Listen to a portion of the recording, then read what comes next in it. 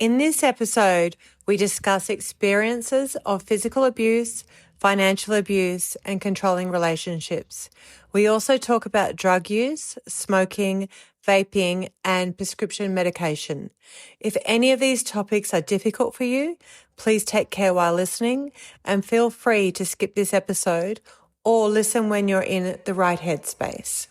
Welcome back, everybody, to Pole Obsession. Happy New Year. Is this the first? It's our first episode of the new year. It's our first amazing episode of the new year, is what it is. I am Felix Kane, and this is the beautiful Elizabeth Domazet, and we are about to get into some very juicy words with each other. Are we? Yes, that's what I've decided we're doing. We're going to do juicy words. Look, I tell you what, we do have juicy if we want to get into that. I think we should. Listen. How's your dating life, Elle? No. Yes. My favorite No. thing we talk about. But it's to be honest with you, it's boring at the moment. I've got no exciting information for you. So I don't even know what to tell you about it. There's like literally nothing happening. It's like nothing. I think you're not trying. What would you say to yourself as a coach? What would you say to yourself? Like if I really wanted to get married again, or which, let's face it, 50% of marriages or more end in divorce. So I don't know that that's an option for me. Listen, I've done 3 divorces. No, I've done 2 divorces. Have I done 2 or 3? 2. You don't even know how many, mate. This is my 3rd marriage, and so far it's the best one. It's going the best so far. That's good because you have kids with this one, so that's a good thing. True. Yeah. We got to put like extra effort in. Look, actually, this has got nothing to do with pole dancing, but how much does your relationship with your partner change when you have children? I think it changes a lot when you have kids. Yeah, for me it did. Yeah, I think so. I was with my ex-husband for 23 years. So that's long. That's a real long time. We were really young when we got together, and we were together for 23 years, had 3 kids. And I think he's still a great guy. We grew apart. Like, that's just what you do when you're a child and you marry someone, really, isn't it? And then you have your own children as well. Yeah, like I was 18 when we got together. Yeah, I was a teenager.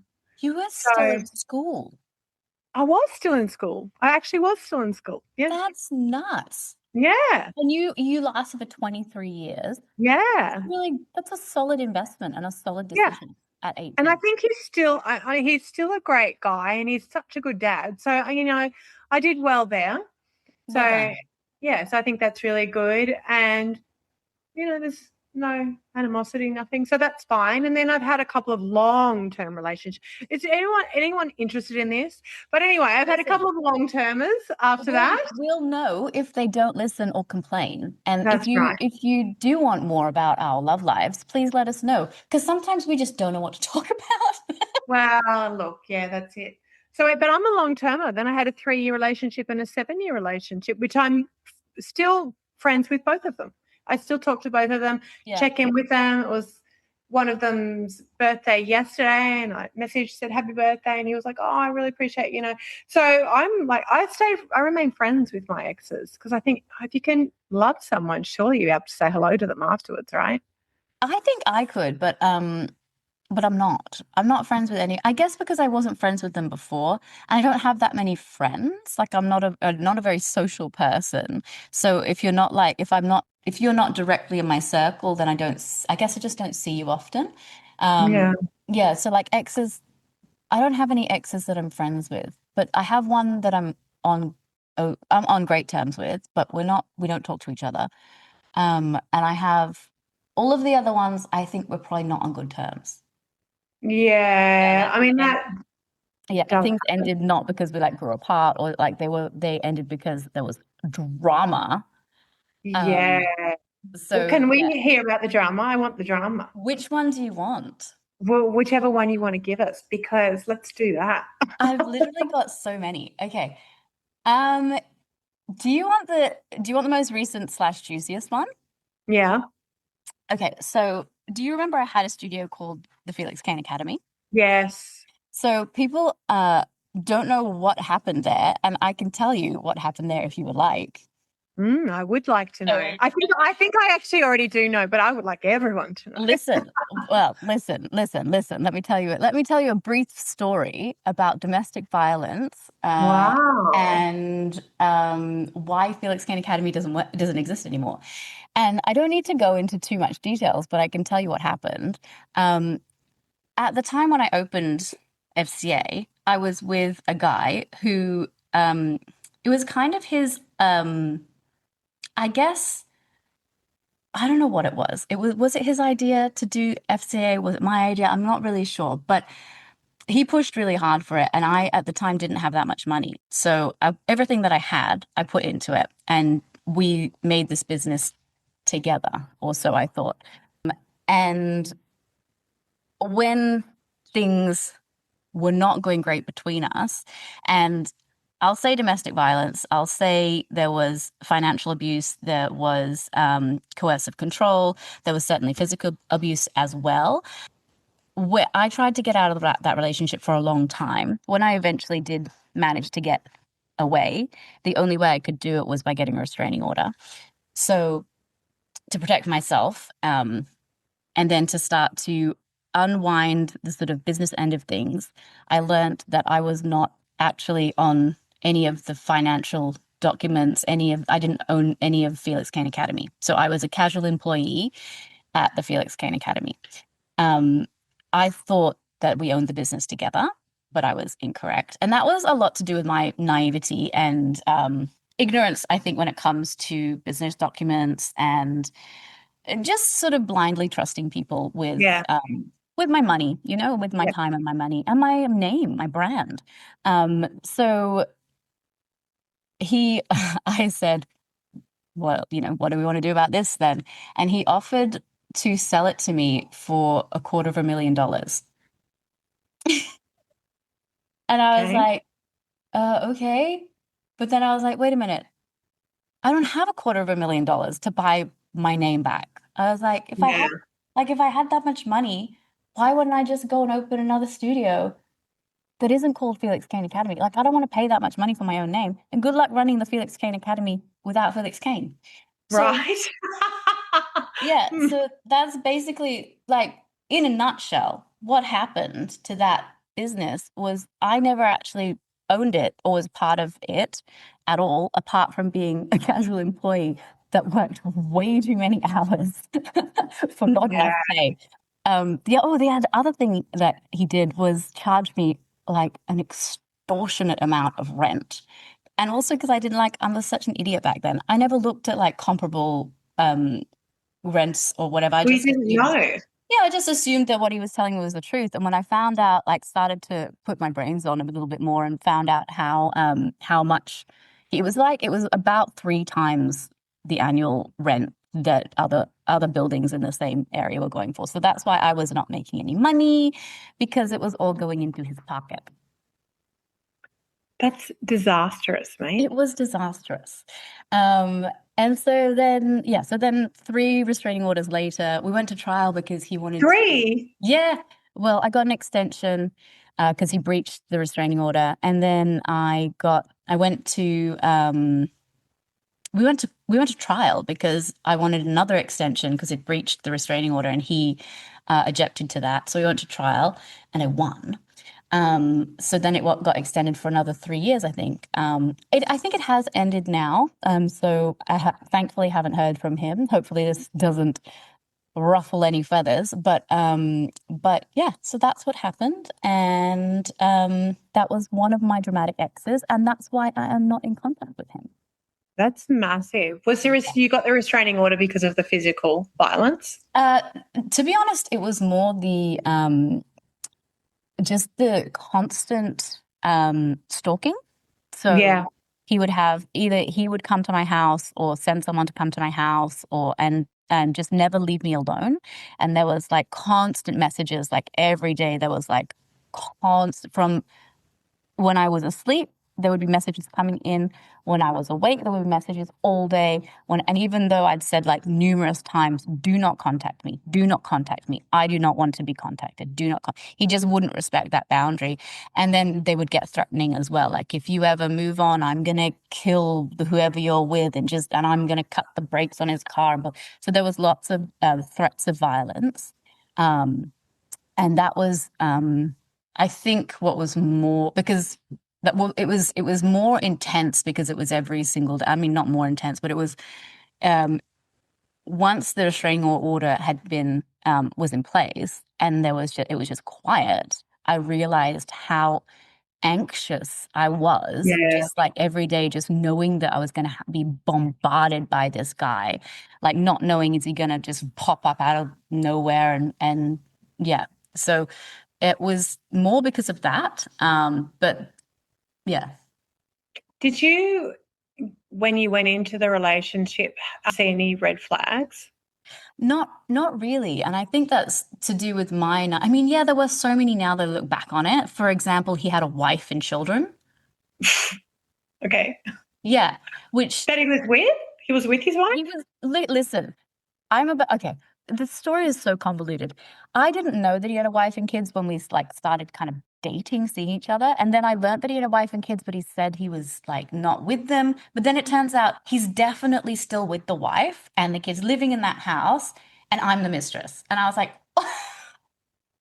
I got whiplash. I was like, wait a minute, what? But by that time, you're kind of emotionally invested. And he told me all these fancy stories about how, like, it was a loveless marriage and his wife was a terrible person and he was just there for the kids. And I believed it.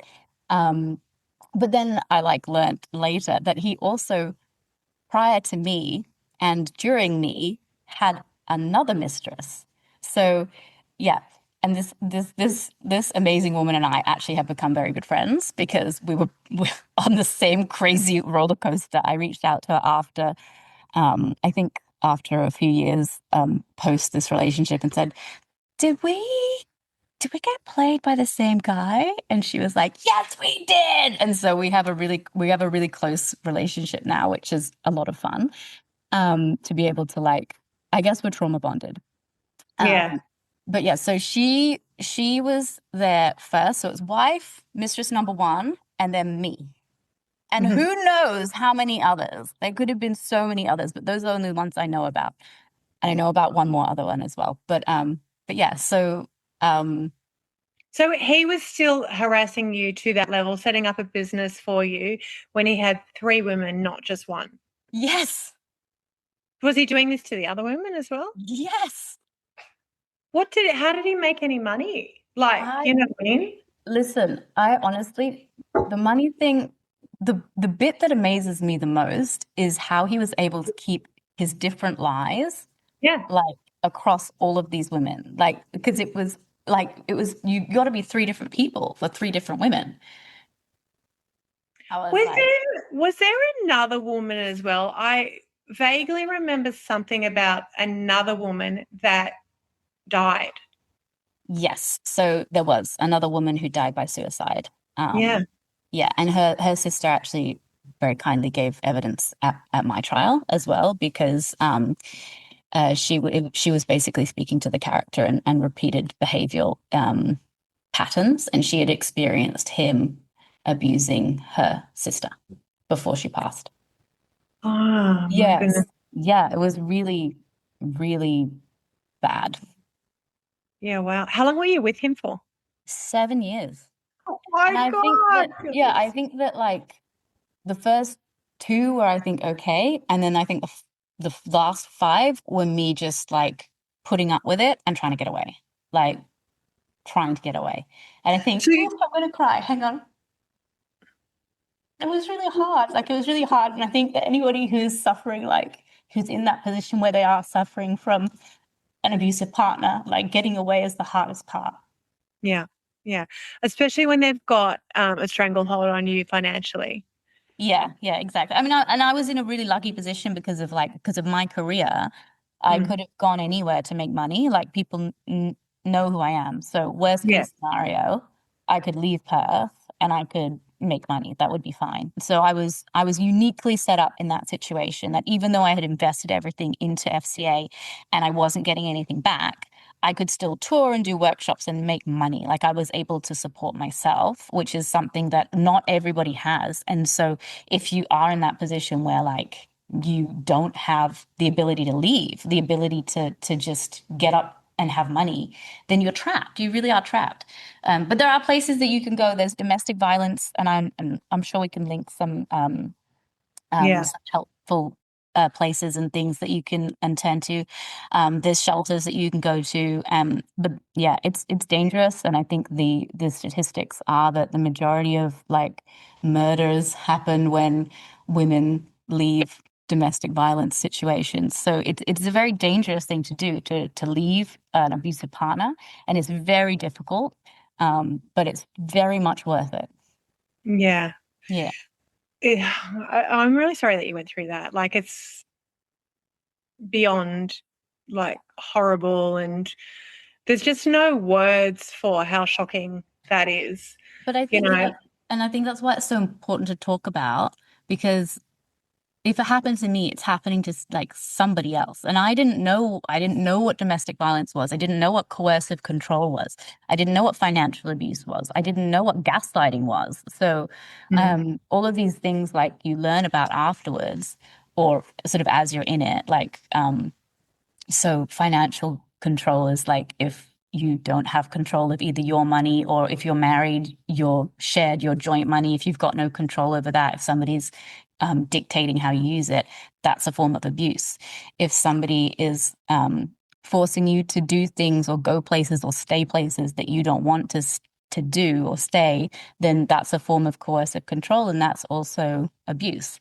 It doesn't just look like hitting someone, you know. It's exactly. It's a lot more nuanced than that. And I think that for me, I didn't know what abuse or domestic violence was. So yeah, I think until it was hard to get out of it as well. Yeah, definitely. And also because like, I guess as like a relatively successful person in my industry, I felt like, what did I feel like? Like I should have a hold on this as well. Like I should know what I'm doing in this department too, but I definitely did not. And there's not, I guess when you don't know what you're looking for, even though the resources are there, you don't know how to take them because they're not, if you don't know what your problem is, or you don't know if you even have a problem necessarily, then it's so hard to get help. You know, I'm so lucky I had such a strong, like my family is so strong, and also like my connections with my family is so strong. And I also have some like two really amazing friends that helped me through it. But yeah, it was not a fun time. I think towards the end of that, when that was happening, that's I think maybe the first time you came and stayed with me for a little while. Yeah. So it would have been it would have been because I think it was just before COVID. Is that right? Yeah. So how did I seem? Yeah, I knew there was something wrong because we were still quite new. I think it was like newly friends type of thing. It was the first time you'd come and done one of my expos, and that's how we became friends. Yeah. And then one of my girls said, Felix, can you come to Canberra and do workshops? And you were like, yes, I can. And I'm like, oh, really? And I was like, great. Come on down. Come stay with me. A bloody massive 5-bedroom house. Stay as long as you want, you know, sort of thing. And I think you might have stayed with me for a few weeks. Like, I mean, I was happy about it. I was dragging you everywhere. Let's do a showcase while you're here. Yeah, I can't remember. It seems like a long time. Yeah, it seems like we did a lot of stuff. Yeah, there was a showcase, there was classes. Yeah.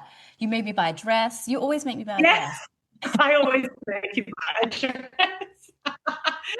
Come on down, the last time was a swimsuit. I'm always underdressed. Shopping with me. Yeah, I don't mind it. I love a bit of shopping. And shoes. We bought shoes. I'd like to have them. Yeah, we did.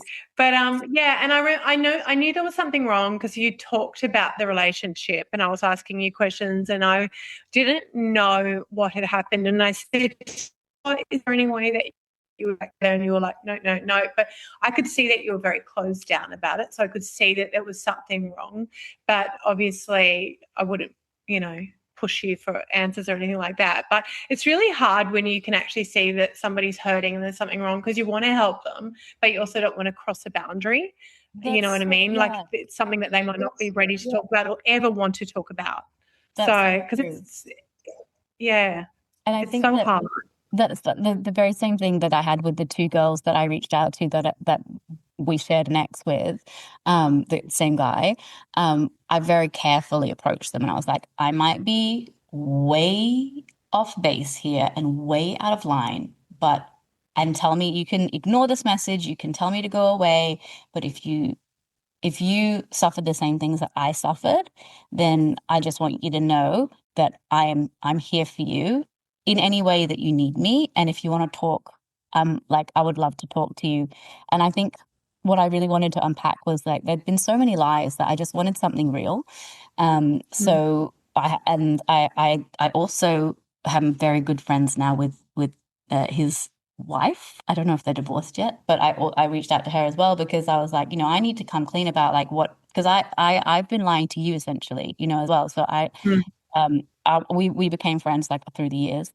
Um, and then eventually she did sort of just ask me flat out about like the beginning of the relationship. And I was like, do you want me to tell you the truth? And I will if you do, but I understand if you don't want to be friends with me afterwards. And so I gave her the option to like I gave her the truth and then she was able to make a decision, yes or no, can you be friends with me or not because of what I had done. And I think that's part of like manipulation is that when you know you've done the wrong thing or are doing the wrong thing and you tell somebody a lie to try and control their behavior, that is also a form of abuse as well because it's manipulation. Um, so I was very, very prepared for her to say, I don't want to ever see you again. And that would, you know, that would be totally fine because of, I was sleeping with a husband for a really long time. Yeah. Um, Yeah. but she was very mature and she was like, I knew it. I knew I wasn't crazy. And I was like, yes, you weren't crazy. We were lying to Yeah. you. Yeah, like, and it felt so like I guess vindicating for her because she was able to be like I knew it and like I'm not crazy and I'm not a crazy person. So it was very cathartic, I think, for both of us, to be able to nut out the truth and understand that it wasn't like us or something we'd done, whatever. It was somebody really, really manipulating what the actual truth was. So, and she's still with him. I don't know. I don't. So no, they were not together by the end of like when I left that relationship. They weren't living together. They weren't together anymore. But I, they were still married. Do you know what I mean? So they on paper were married, but they were not together. No. Yeah. Wow. Yeah. It's But yeah. well, I think somebody like that that's able to get that many women and to juggle that many lies and that many lies, like that's his full-time job by the sounds of it. Listen, Like, what else does the yeah. man do? What else would you have time to do? Like, how do you even make any Honestly, money? find more women. Yeah, but how do That's. you even make money? Do you know what I mean? I think I don't even know. I don't Yeah. know. I What don't happened even. with your business then after that? Because obviously there is no Felix Kane Academy without Felix Kane. So what Hmm. happened with that business? I guess it just closed down. Yeah, so you just walked away, left the poles and everything there? Yes, I did. So I wrote a letter of resignation. And then like I took my personal belongings with me. Anything that I didn't know if I had bought with my money or if it had been bought with like the academy money, I just left. So all of the Yeah. polls, yeah, everything. I just walked away from all of it. But it was kind of a blessing in disguise because he owned the building that the studio was in. So if I had stayed and bought it, I would still be, Yeah. I would still be in that situation, which I would rather pay not to be in. Um, Mm. so then COVID happened. I got pregnant. I married another person. Um, yeah, so this is like still going on. Like even after we had separated, all of this stuff was still like going on because we were not together for I think like over a year. And I was still like at the academy, like trying to make it work. Um, but I was just like, at the end of it, I was just like, this cannot work. This is stupid. And I felt really guilty as well for all of my students. Like I didn't want to close it down because like they loved it there, and I loved the studio as well. So I felt really bad, and I think that's what really stopped me from just walking away earlier, was that I did not want to let the students down. But then thankfully COVID hit, and I was like, I have to close it anyway. This is great. Yeah. So yeah, we closed down, and then I opened It was up a blessing in disguise then, COVID. It was for sure. It was divinity. It really was. It was like, yeah, very, very good timing. Very, very like I'm sure it wasn't ideal for everybody, but for me it certainly made my life a lot easier to just walk away from that place. And then how did you get enough money to set up a new place? My parents loaned me the money. Wow, good Yeah. parents. That's actually really lucky, because a lot of parents would not be able to do that. Yeah, no, I'm very, very, very lucky, because without them there wouldn't be Polaris. Yeah, wow. What about your house? Because you had a house then, is that right? Yeah, I still have my house. I know, I could see you in your house right now. Yeah. Did you buy that before the studio, or? No, yes. Yeah, so this house, is mine. Yay. Yay. But that's from your touring money, obviously, and all your work for pole dancing for so many years. This house isn't mine. This house is my family's. So this is a family house. Oh, that's lovely. Your parents are very good. I know, they're very good. We've got a couple of properties in Perth and some in Melbourne as well. So they've been very generous. Well, yeah. Well, they've only got 2 daughters, is that right? You and your sister? No, we have a brother as well. Okay. But Did he get a house? You might get a house. The girls have taken the house. I would say that your sister's got the Melbourne house, yeah? My brother has had some substance abuse problems, and I don't know that they are all finished yet. Like, I don't know that he's in recovery yet.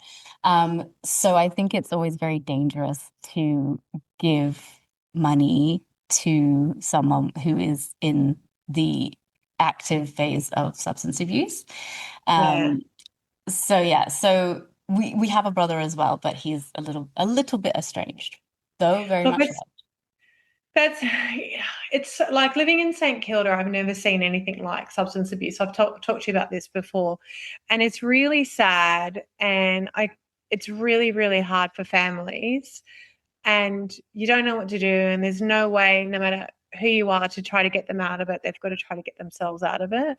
Yeah. But what I see on the streets here, like I've told you this, how hard it is. Like, I don't know if I actually have told you this, but not last week, the week before, there was a woman sitting on my door at the St Kilda studio. When I say sitting against the door, I'm talking about sitting against the door that we opened to get in, pulled out a needle and shot it in her arm. Yeah, and I'm like walking around the studio going, oh, my God, what the hell, yeah. And the girls were like, oh, it's St Kilda L, it's normal. And I'm like, no, guys, this is actually not normal. And then, one of the girls goes, it's really sad. And I'm like, it is really sad, but we shouldn't have to deal with it. You know what I mean? That is a choice, and I didn't make that choice for them. You shouldn't be putting a needle on my door in your arm when I've got a room full of students. Then she sat there, and I said to her, I was like, you don't know what to do, because when people are actually mentally unwell, you don't know how they're going to react to you in any way. And we've both had to deal with that. More than what we'd want to, more than anyone should have to, actually.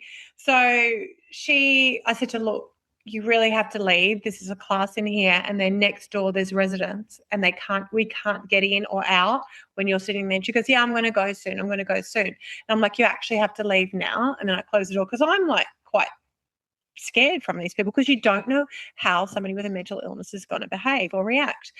So anyway, under the influence as well, like. Oh, absolutely. Under the influence. Who knows what they're thinking, Yeah. So then she pulled out a homemade bong and started smoking, and then the smoke was coming into the studio. I'm like, holy hell, where am I living? I just want to go back to my bougie life. So brazen, right? Yeah, literally just I just always imagine in my head that like, needles and drugs and that all happens behind closed doors, but apparently not. No. No. No, it does not. Not in St Kilda, let me tell you right now.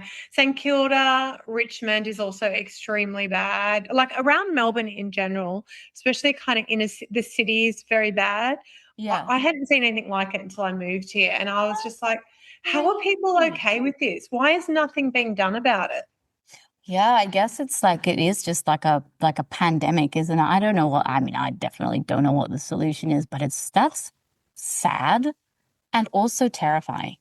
Terrifying. Because there Absolutely. could be children walking around as well. Of course there is. Yeah, babies, prams, all sorts of things.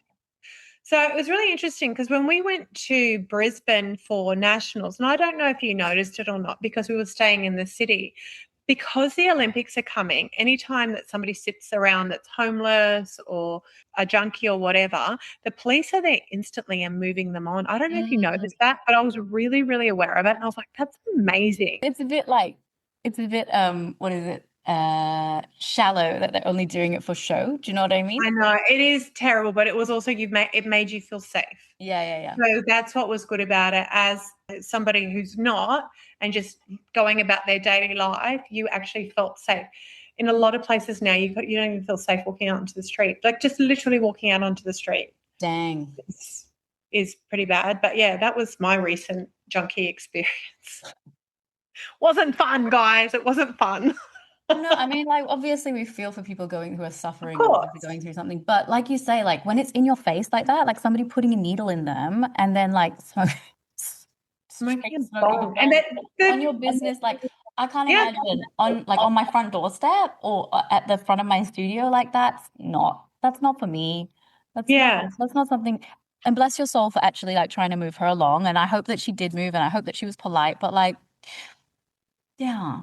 Dang. And maybe she didn't have a home. Maybe that's why she was there. But there's so much to say about that. There's so much to say. But no, one of my other students, I'm like, we have to call the police.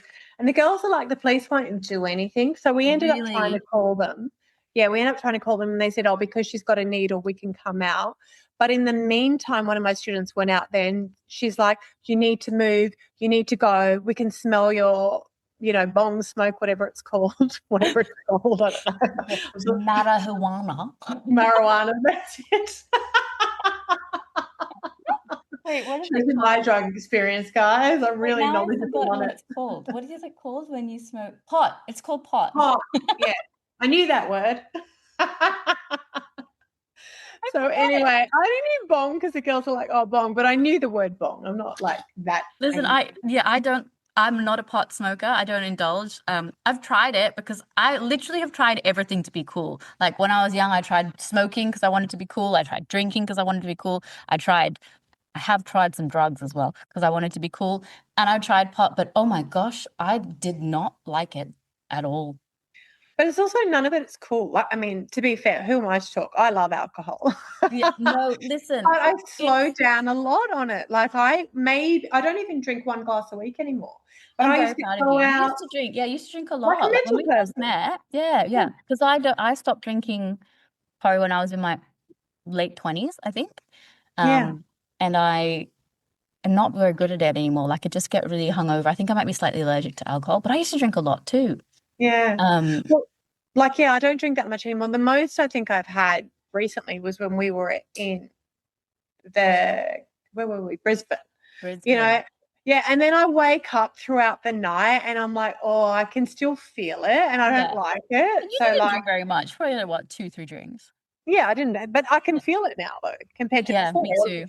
Yeah, I think when you're all night, it's fine. Yeah, it's nuts. The stamina I used to have, but I think when you don't build up that tolerance, I think it really affects you a lot harder. Yeah, and I feel much better and much clearer now that I don't drink as well. Like I just feel better. Yeah. So I think, like mental health wise as well, I think alcohol makes you think in a certain way. Like I don't know, it just kind of, not that even when you're not drinking, I think if you drink regularly, it kind of, I don't know, maybe it's just a different lifestyle. Maybe it's just like people that like really like hang on to the weekend and want to get like really, really drunk or drink a lot when they get home from work. Like, it's just a very different lifestyle. And I think having lived both types, both ways, like I did used to drink probably every day and I drank quite a lot. And certainly I would drink way too much. Like if I didn't have to work the next day, I would like, my goal would be to like drink like the most. So having done that, and then now having lived probably like over 10 years not drinking anything, like the clarity, like you said, the clarity that I have, the overview that I have of my life is much clearer. Like I'm not just living like day to day or week to week. Like it's, you have a lot less fuzziness. Yeah. So I still drink, but not much. It wouldn't even be one glass a week. So, and I think, sometimes it's still nice to have a glass of wine with a dinner if you're going out, or a cocktail. If you like wine, something. Yeah. I know you don't like wine, do you? I don't like wine. Tastes like. To be fair, I like expensive champagne and really good wine. A lot of people do. Like people collect wine. Yeah. It's like a thing. Yeah. It's a lot of money too to collect wines. Like you're buying people sniff the wine, they aerate the wine. Yeah. Well, cellars for the wine. I don't even have a cellar for my home. You know what? To be fair, I actually would love a wine cellar just because I love the way they look. What's your favorite? I love the way they look. It's so bougie, and I'm so bougie. Yeah. It is bougie. I can see you in your wine cellar. I want a wine cellar. I'm not going to even be drinking it every week, but I just want just swill it. Just swill it. Take a picture and then leave. Yeah, I just want a wine cellar. Yeah, like I can see the ambience, like a dark, like low light, like amber, warm lighting. I just think it looks cool in your house. Like if your house has a wine cellar. Like, I'm just going to go down to the wine cellar. Would you like anything from the wine cellar? I'd keep cheese in the wine cellar because I like cheese. I do like cheese. Yeah. You could do cheese goes well with wine. So you can drink the wine and I'll drink the cheese. Drink the cheese. All right. All right, we'll do that. You want to know a funny story about me smoking? Yes, so clearly I do. Okay, this is the best story ever. So I tell this to my kids. So smoking was really, really cool. Guys, I'm really old, you know that. So I grew up in the 70s. So smoking was really cool in the 70s and 80s. And there was this, the Marlboro Man and all this sort of stuff. So everyone thought that smoking was cool. Obviously, I had no money as a child. We were quite poor growing up, actually. So I had no money at all, but everyone thought it was really cool. So what I would do when I was in year 6 with my girlfriends that lived around the streets and the suburbs with me, we would walk around and look for cigarette butts. Then we stole a lighter or matches off one of the girls' parents that used to smoke, and we used to light the cigarette butt that was in gutter. Oh my gosh. And smoke the butt when I was in year 6. And you know what's great about it? It put me off smoking for life. So I've never smoked again. I mean, that was my smoking dedication to the cause. Like, I want to be cool. I'm getting these butts out of the garbage. How far you've come now. But usually they're in the gutter. I'm not exaggerating. In the wine cellar now. How far I've come. Yeah, smoking like butts out of the gutter, man. What the heck? Yeah, literally walking around the streets in Canberra looking for cigarette butts. Yeah. Dirty cigarette butts. God knows who smoked it before. Ew. That's so gross. Oh, you froze. Gutter. There could have been dog pee on it for all. Ew. Yeah, gross. It's good though because I never smoked since. I never wanted to smoke after that. So that I managed to get, because I think in the UK you can buy cigarettes if you're 16 years old. So we were able to just buy them and smoke them full. But how did you get money to buy them? I used to work as a dance teacher for disabled, for adults and kids with Down syndrome. So I made a little bit of money doing that, and I spent it on cigarettes. Oh my God. But I didn't like it. I was always it would make me nauseous and I didn't like the smell, but I kept trying. All my friends were doing it and I wanted to be cool. Yeah. But thankfully, it's a crazy thing, isn't it? Like kids are doing that now these days with vapes because they want to be cool. Yeah. And then you get so addicted to it and you can't stop. Yeah. Apparently vapes are like just as bad as cigarettes, right? I mean, I haven't done the Well, they're research. worse. No, they're worse. They're much, much worse because there's no, because there's filter in them. Also smoking battery acid, because there's a battery inside the vape. So they're much worse, yeah. And the amount of nicotine you get, because there's no filter like there is a cigarette, is, I don't know, something like 10 times as much as a cigarette. Oh, geez. So it's actually really bad for you. And it doesn't taste bad because they are flavored, so they taste like fruity flavors or whatever there is. Yes. Did you catch your daughter vaping? Yes, I did. Excited about it. And she's like, steamy water, Mum. It smells like strawberry. Look at this. We've got this steamy water and we're all doing it. So she had this bloody vape and she was doing it, and then she was giving it to her brothers to do as well. And she's like, not too much, it's mine, like this. And I realized what it was, and obviously my head exploded. And I was like, what are you doing? Giving your 8-year-old brother a vape. Where did she get it from? Well, one of the kids at school sold it to her. Yeah. So look, this is the other thing with really good schools, because my kids went to like the best school, most expensive school in Canberra. These kids have got money, so they can buy stuff like that, because we give them as parents pocket money, or they'll say, Mum, can I go to the movies? Dad, can I do this? And the parents that send their children to those sorts of schools have the money, so they give it to them. So a lot of these kids did do like drugs, and they were all on the vapes and all of this sort of stuff, and they would use their birthday money and all sorts of stuff. Unreal. So those who have children growing up, keep an eye out, check their rooms, be a stalker parent, because you've got to save them. I reckon I would make a great detective. I feel like my kids are gonna struggle to lie to me, because I can sniff out now. I'm really good at it. I've learned through my trials and tribulations how to be like, wait a minute. Yeah. Wait a minute. But literally, like, if it means saving them from starting with a vape, going, like, this is an exaggeration, obviously, but, going on to a bong, then going on to like MDMA or Coke or whatever, and then going on to harder stuff, do it. Stop it first. Yeah. Like, be the stalker parent, be the one that puts them in the timeout, be the one who grounds them. They'll hate you, but they'll thank you later. Yeah, exactly. And just like to give them education about like where this can go. Like, I'm not being an asshole because I'm just an asshole parent. Like, do you want this? Do you want this life, or do you want this life? Yeah, drugs are bad, kids. There's no one who can convince me drugs are good. Like my daughter especially is like a mini me, and I know what I was like. I was like, this, I'll try this. This, I'll try this. Yeah, sure. What's this? Is it fun? I'll try it. Like because I'm an idiot. Like I'm an idiot. So I've tried everything, like little bits of everything.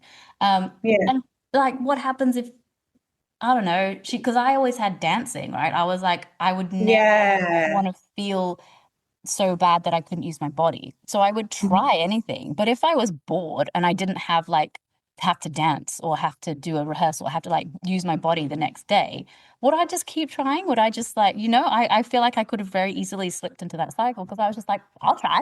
Sure. Okay. I'll try. Without any like, I guess, real world consequence understanding.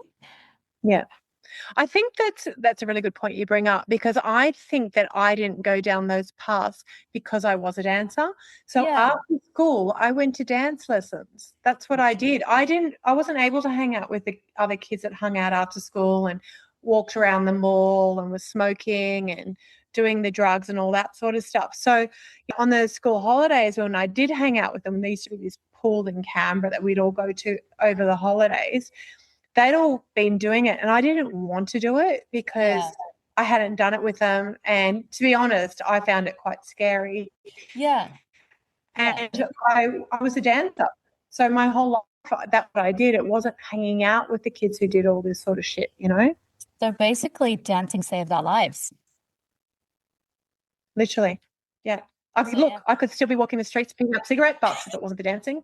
Who knows? Who knows? That could have been you on your doorstep. You know what I mean? Well, but imagine, because it only takes one thing to cross over. I actually was watching this movie. I don't know if it's a movie or a series, actually. And it was about, have you heard of Oxy, that painkiller, Yeah. oxycodone. Yeah, it was about that. And it just showed that one tablet, and most of the people that took one tablet then became addicted and then went on to harder drugs, like then they would go to heroin or whatever to get the hit to make them keep feeling like that. So those sorts of movies, obviously, because I haven't had the lived experience, are so eye-opening to me. Like, literally one tablet. And it's like this, you know, crack cocaine, you know, people are doing, oh, let's just do it for fun. We don't have to keep doing it. And I've seen these things on TikTok, and it's like, yeah, the first time you do it, it's amazing, and you get the hit like you've never had in your life, and everything's amazing. Sex is amazing. You're so clear. You know, then 6 months later, you're living on the streets with no teeth, you know, so bloody hell. Let's just not do it to start with, hey? Love it. Come to me for counselling, mate. There's another good, you'll like it. There's another good documentary about fentanyl as well. I can't remember what it's called right now. Oh, that'd be interesting. I find that interesting. Yeah, you'll like it. And there's another great documentary about, and it's to do with like the problem that they're having in America right now. What is it called? I can't remember, but it's about, I'll send it to you when I remember what it's called, but it's about the painkillers. It's about the opioid addiction and how it started, and how the pharmaceutical industries and doctors not doing the right thing has contributed to the epidemic of addiction. That's worth a look. Well, this movie that I was watching was like about that. It was about the big corporate, the pharma company that made it. And then they started with I think it was like a 5 or a 10 milligram pill. And then they got all the way up to an 80 milligram pill because they could quadruple or 8 times their money from one pill. And that's what it was about. So these people that owned it became billionaires, and they knew what they were pushing on people, and they knew the statistics and that people were dying left, right, and center to it. But then they were selling it to the doctors, saying, no, it's great, it's this, it'll cure their pain. Money. Yeah, it's all about money. So there's a handful of people that are cashing in, and then the sales reps for the pharmaceutical company, they were making all this money too. So they're buying all these flash cars and everything. So they knew as well, but they were pushing it on. Yeah. So that's how the drug industry works, isn't it? It's all about money. Yeah, pharmaceuticals. Yeah, for sure. It's definitely all about money. Crazy. I mean, yeah, so many things are all about money. Not dancing. Dancing's about saving lives. And pole dancing, which we've talked about so much this episode. Yeah. Okay, so this is what happens when we don't plan our episodes, people. This is literally what happens. The tangents that we go off on. But listen, we're people too, right? We're people and we're pole dancers. So... Yeah, well, we are. That's right. This is like a very personal side of us. Yeah. This is welcome to what we lived. Yeah, welcome to our lives, everybody. Some of it's pole dancing, and some of it's this. It just goes to show that people are so much more in depth than what you think they are. You see this pictures on Instagram and Facebook, and you think people have a very different life to what they actually really do have. Yeah. So it just goes to show, be kind to people. You don't know what anyone's going through. You don't know what anyone's been through. You don't know what triggers people. So things that we do see on social media where people are attacking people, it's not good. Don't do it. Yeah, it's not good. You don't have to be mean. Like like the old saying, if you don't have anything nice to say, don't say anything at all, because you don't know. Like social media is a glimpse, a window, a facet. You don't know. You never know the whole story. You never know if what he's saying, she's saying is true. Like there's no way to know the full picture or gain the whole scope from just things that are put on online. So yeah, I think that's really good advice, is to just be kind. Just be kind to each other. Be kind. Don't write nasty things. You don't actually even know what that one nasty thing could write and tip somebody, that you're writing could tip somebody over the edge if they're already 100%, on a balancing act. At the end of the day, and you and I have both been on the receiving end of horrible things on social media. So I feel like we know firsthand, and luckily, like, we're strong, like we get on with it, but it still stings and it still hurts. So I feel like if it hurts us as strong people who, like, we can sort of, I guess, brush it off, like let it flow off, like, what is it? Duck off a water's back a little bit. Duck off a water's back. Duck off a water's back. Water, mate, off a duck's back. Yeah.